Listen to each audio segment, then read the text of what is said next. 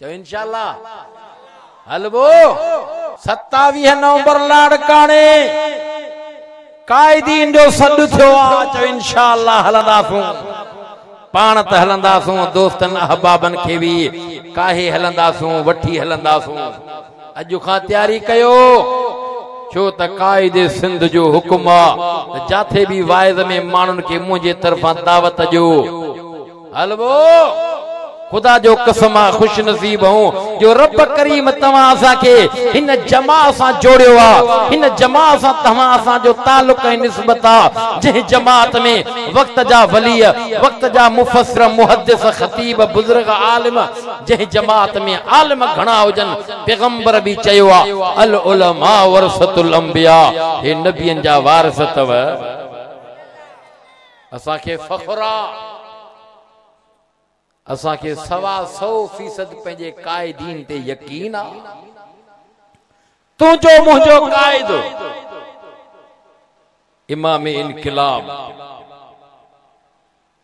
मौलाना फजल रहमान जेका ॻाल्हि कई अॼु सची साबित थींदी पई आ। कायद खां इंटरव्यू वरतो वियो हो कॾहिं जॾहिं इमरान खान उर्फ शैतान कंटेनर जे अंदर 100 ॾींहं खां मथे रड़ियूं पियो करे, माण्हुनि खे दिलासा ॾटा पियो ॾे त घर ठाहे ॾींदोमांव, नौकरियूं ॾींदोमांव,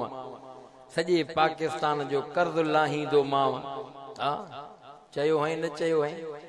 सस्ताइप कंदोमांव। ऐं पाण चवे पियो त जेकॾहिं पेट्रोल महांगो समझो त वज़ीर आज़म चोर आ। एड़ो चोर निकतो आ जो पाकिस्तान जे तारीख़ में एड़ो तव्हां खे चोर नोर मिलंदो ई न। घर त कोन ठाहे ॾिनई, मारूड़नि जा घर ड्राहे ॾिनई, नौकरियूं त कोन ॾिनई, नौकरनि तो लाहे छॾियईं, कर्ज़ त कोन लाथई, पर कर्ज़ एतिरा वरता अथई जो तव्हां असांजो पोयों नस्ल बि न लाहे सघे। ऐं वरी पिन एॾी कई अथई, इमदाद एडो इमदाद मुल्कन खां वधो तई, कोरोना जे आड़ में एडो वतो तई, एडो वतो तई। चलो ठीक आ जे पिन्यो जामया तो सस्ताए पकरे न, अबा सस्ताए पत कोन कये, पर एडी महंगाई पकये जो तारीख में खुदा जो कसम आ जाकू पाकिस्तान ला इलाहा इल्लल्लाह जे नारे ते हासिल कयो आ, अज तई एडो महंगाई प न थियो आ, बदमाशी एतरी न थी आ जेतरी हिन वजीर आजम कई आ। थी आ या न थी आ? नाराज थी वियो अब्बा? राजी हो छा इमरान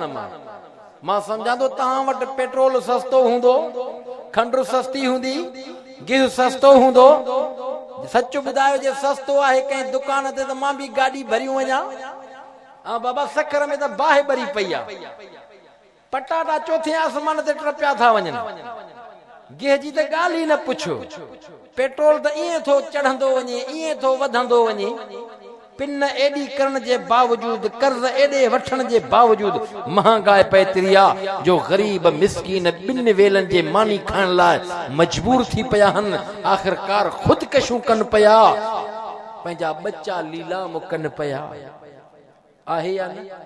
शुक्र कयो, शुक्र कयो। इन जालिम असांजे ईमान ते धाड़ो पे आयो।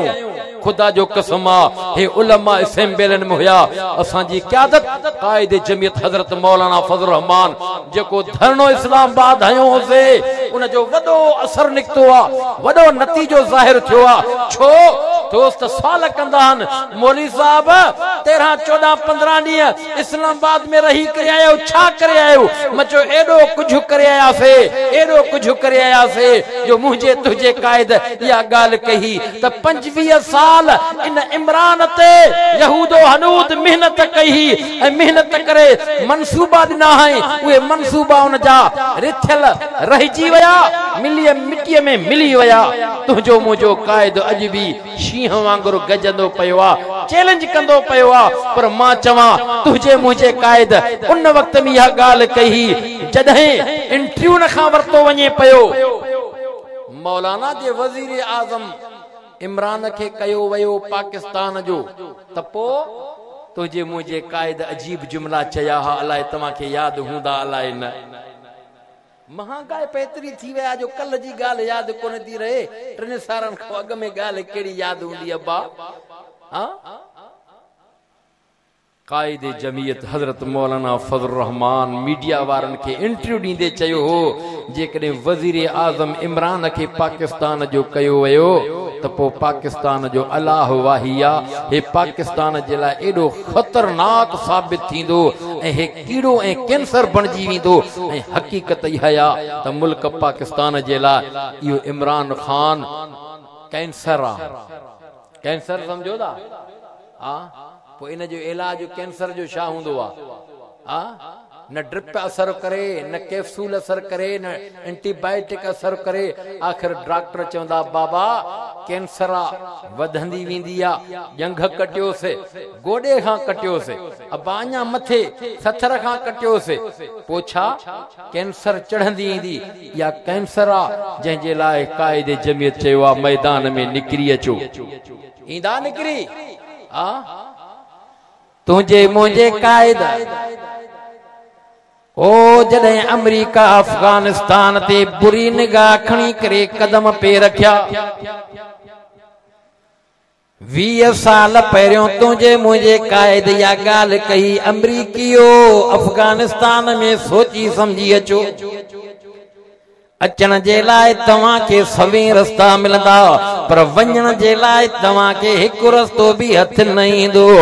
रब काबा जो कसम आ मीडिया जो दौर आ सॼी दुनिया ॾिसंदी पई आ मां ॿिन्ही हथनि सां उन्हनि मुजाहिदन अफगानिस्तान वारनि खे सलाम कयां जंहिं 25 साल रूस वारनि के टोटा जमाए भॼायो आ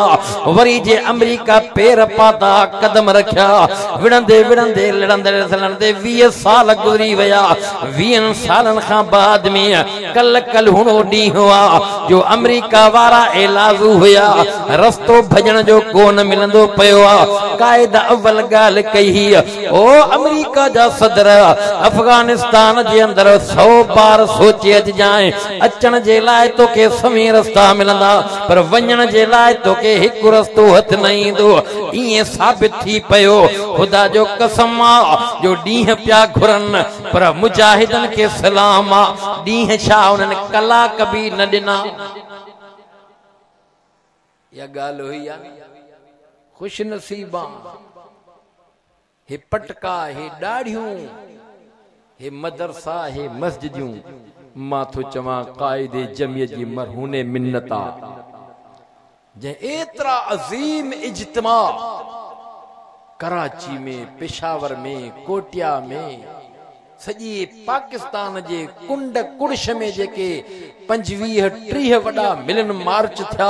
वॾा जलसा थिया उन्हनि जो असर इहो आहे जो खुलम खुला जो वाइज़ तव्हां सां ॿुधऊं कयूं पिया जीअरा हा बाबा